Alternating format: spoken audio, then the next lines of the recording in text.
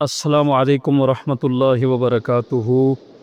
حضرت اقدس مفتی صاحب، میرا آپ سے سوال یہ ہے کہ کیا بھینس کی قربانی جائز ہے؟ اسامہ بھائی یو کے سے بات کر رہے ہیں۔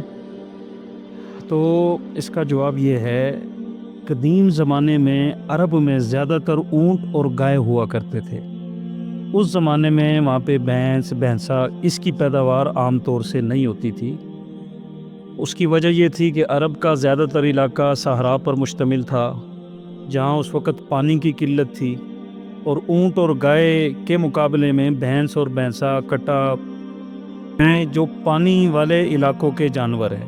کیونکہ یہ پانی کو پسند کرتا ہے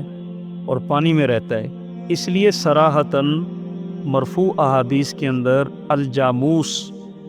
کا لفظ ذکر نہیں ہوا ہے۔ بعض احکامات وہ ہیں جو صراحتاً ثابت ہوتے ہیں، بعض احکامات وہ ہیں جو دلالتاً ثابت ہوتے ہیں۔ اب قرآن پاک میں جہاں اللہ تعالیٰ نے قربانی کے جانوروں کا ذکر فرمایا ہے، وہاں پہ جاموس بقرہ کے اندر دلالتاً شامل ہے، جس طرح کہ سورہ حج میں آتا ہے وَلِكُلِّ أُمَّةٍ جَعَلْنَا مَنْسَكًا لِيَذْكُرُوا اسْمَ اللَّهِ عَلَى مَا رَزَقَهُم مِّن بَهِيمَةِ الْأَنْعَامِ۔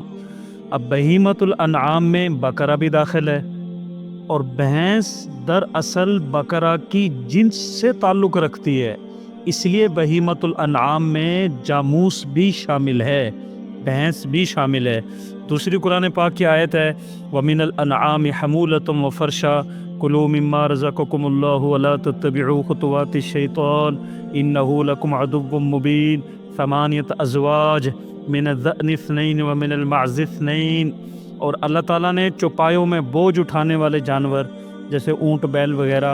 اسی طرح زمین سے لگے ہوئے مسکین جانور بکری دمبا بھیڑ وغیرہ، یہ اللہ تعالیٰ نے پیدا کیے ہیں۔ تو اللہ تعالیٰ فرماتے ہیں ان اللہ کے پیدا کردہ جانوروں میں سے کھاؤ اور شیطان کے نقشے قدم پر نہ چلو، بے شک وہ تمہارا کھلا دشمن ہے۔ یہ بڑے چھوٹے چوپائے 8 جوڑے ہیں، 2 بھیڑوں میں سے اور 2 بکریوں میں سے، یعنی ایک نر اور ایک مادہ۔ اور اسی آیت کے اگلی آیت میں ہے وَمِنَ الْإِبِلِ اثْنَيْنِ وَمِنَ الْبَقَرِ اثْنَيْنِ، اور 2 اونٹوں میں سے اور 2 بکر میں سے، یعنی گائے میں سے۔ اور سورہ زمر میں اللہ تعالیٰ کے ارشاد ہے وَأَنزَلَ لَكُم مِّنَ الْأَنْعَامِ ثَمَانِيَةَ أَزْوَاجٍ، اور اللہ تعالیٰ نے نازل کیا ہے تمہارے لیے چوپایوں میں سے 8 جوڑیوں کو۔ اب ان 8 جوڑیوں میں بقرہ ہے،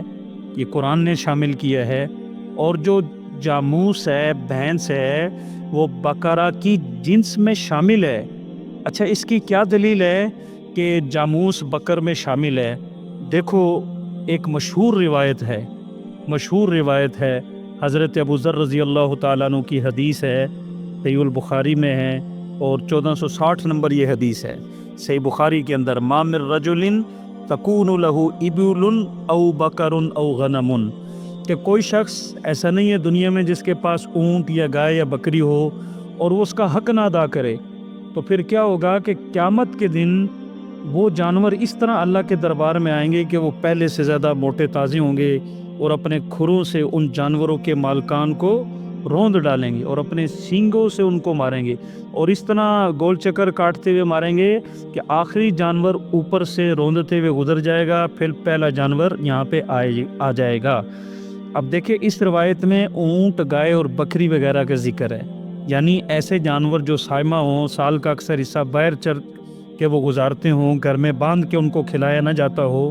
اب جو شخص ان کی زکوٰۃ ادا نہ کرے، قیامت والے دن ان کے مالکان کے لیے عذاب اور وبال کا باعث بنے گا۔ اب اس مرفوع حدیث کے اندر، اس روایت کے اندر بکر کی زکوٰۃ ادا نہ کرنے پر سخت وعید آئی ہے،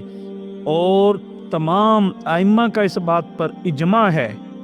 کہ ایک ایسا علاقہ یا ایسا زمیندار جس کے پاس گائے بکری وغیرہ کچھ بھی نہ ہو، صرف بھینس ہو اور وہ سائمہ ہو، اس کے ذمے بھی زکوٰۃ جو ہے واجب ہے۔ اب دیکھیں، زکوٰۃ بعض جانوروں کی، مخصوص جانوروں کی زکوٰۃ فرض ہے، جبکہ حنفیہ کے نزدیک قربانی واجب ہے اور باقی فقہا کے نزدیک قربانی سنت ہے۔ جب جاموس کا لفظ مرفوع احادیث میں نہ ہونے کی وجہ سے بالاتفاق ائمہ جاموس بھینس کی زکوٰۃ فرض ہے تو قربانی جاموس کی بکر میں شامل کر کے بدرجہ اولا یہ واجب ہے، اس کے اندر کسی بھی طرح کی کوئی پریشانی والی بات نہیں ہے۔ اب دیکھیں پاکستان کا پڑوسی ملک ہے ہندوستان، اب وہاں پہ حکومتی سطح پر گائے کے ذبح پر پابندی ہے۔ اب وہاں کے مسلمان جملہ مسالک کہ چاہے وہ علماء ہوں، خواص ہوں، عوام ہوں، وہاں پہ گائے ذبح کرنے پر پابندی ہے۔ اب وہ لوگ بھینس کی جو ہے وہ قربانی کرتے ہیں، اس لیے بعض احکامات صراحتاً ثابت ہوتے ہیں اور بعض احکامات جو ہے وہ دلالتاً ثابت ہو جاتے ہیں، اور اس امت کے بڑے بڑے ائمہ، بڑے بڑے لوگ جیسے حضرت خواجہ حسن بصری رحمہ اللہ اس امت کے بڑے خواص لوگوں میں ہیں، بڑے جلیل القدر لوگوں میں ہیں۔ ابن ابی شیبہ میں ان کا فرمان ہے الجوامیس بمنزلۃ البقر، کہ جو جوامیس ہیں بھینس جو ہیں وہ بکر گائے کی منزلت میں ہیں۔ اسی طرح عمر بن عبدالعزیز رحمہ اللہ نے اپنے حکام کو خط لکھا تھا کتب ان تؤخذ صدقۃ الجوامیس کما تؤخذ صدقۃ البقر، یعنی ایسے ہی جوامیس بھینس کی زکوٰۃ لی جائے گی جس طرح کہ گائے کی زکوٰۃ لی جاتی ہے۔ امام ابن منذر جو 319 ہجری میں جن کا انتقال ہے، وہ فرماتے ہیں وجمعوا علی ان حکم الجوامیس حکم البقر، اس بات پر امت کا اجماع ہے کہ بھینسوں کا حکم گائے کے حکم کی طرح ہے، بھینس کا حکم گائے کی حکم کی طرح ہے۔ اور ایک جگہ فرماتے ہیں کہ کل من نحفظ عنہ من اہل العلم علی ان الجوامیس بمنزلۃ البقر كذلك قال الحسن البصری والزہری ومالک والثوری واسحاق والشافعی واصحاب الرائے رحمہم اللہ تعالی علیہم اجمعین۔ ہمارے علم میں جو اہل علم ہیں، یہ امام ابن منذر رحمہ اللہ فرماتے ہیں کہ ہمارے علم میں جو اہل علم ہیں ان سب کا اس بات پر اجماع ہے کہ بھینسیں گائے کے درجے میں ہیں۔ امام حسن بصری کا بھی یہی قول ہے، امام زہری کا بھی یہی قول ہے، امام مالک کا بھی یہی قول ہے، امام ثوری کا بھی یہی قول ہے، امام اسحاق کا بھی یہی قول ہے، امام شافعی کا بھی قول ہے، اور علماء احناف کا بھی یہی قول ہے، اور ابن منذر فرماتے ہیں ہم بھی اسی قول کو اختیار کرتے ہیں۔ تو میرا محترم بھائیو اور دوستو، امام ابن منذر 319 ہجری میں ان کی وفات ہے، ابو الحسن بن قطان 628 ہجری میں ان کی وفات ہے، قاضی عیاض 544 ہجری میں ان کی وفات ہے، ابو العباس قرطبی 656 ہجری میں ان کی وفات ہے۔ اسی طرح امداد القاری میں علامہ عینی نے، شیخ عبدالحق محدث دہلوی نے، ان تمام ائمہ نے یہ بات تحریر فرمائی ہے کہ بھینس گائے کے حکم میں ہے، جس طرح سائمہ بھینسوں کی قربانی، سائمہ بھینسوں کی زکوٰۃ لینا فرض ہے، اسی طرح ان کی قربانی بھی جائز ہے۔ اب آخر میں شیخ الاسلام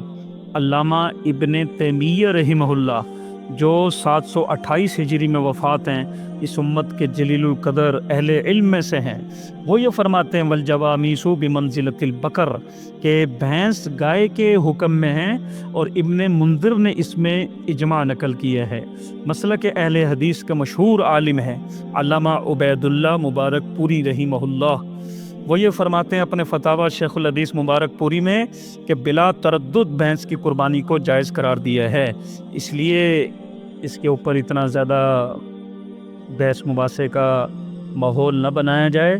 اگر کوئی ایسا علاقہ جہاں پہ دیگر جانور نہیں ہیں، ٹھیک ہے، تو بھینس کی قربانی بلا تردد جائز ہے۔ یعنی بعض علاقے ایسے ہوتے ہیں جہاں پہ یعنی گائے وغیرہ بکریاں وغیرہ بہت کم ہوتی ہیں اور بھینس وغیرہ کٹے وغیرہ یہ ہوتے ہیں، تو بلا تردد اس کی قربانی جائز ہے۔ اور جس طرح ہمارے یہ علاقے ہیں، ان علاقوں کے اندر گائے بھی ہے، بکری بھی ہے، کٹا بھی ہے، بھینس بھی ہے، بھینسا بھی ہے، سارا کچھ ہے، تو جس جانور میں جس کو سہولت اور آسانی ہو تو اس کی قربانی کر سکتا ہے، اس میں کوئی حرج کی بات نہیں ہے۔